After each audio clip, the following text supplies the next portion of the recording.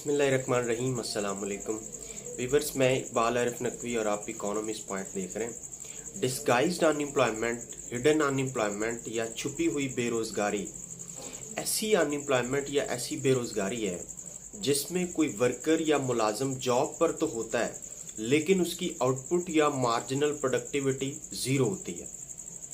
For example, एक factory में 20 workers के काम करने की कैपेसिटी है लेकिन उसमें 22 वर्कर्स को हायर कर लिया जाए तो जो दो सरप्लस वर्कर्स को हायर किया है उनकी मार्जिनल प्रोडक्टिविटी या उनकी आउटपुट जीरो होगी और वो डिस्गाइज्ड अनएम्प्लॉयड कहलाएंगे।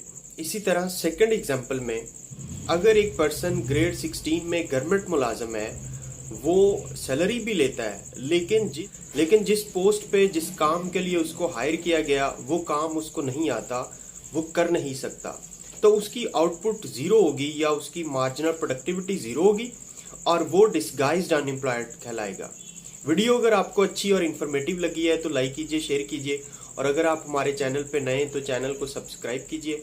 अगली वीडियो तक अपना ख्याल रखिएगा। अल्लाह हाफिज।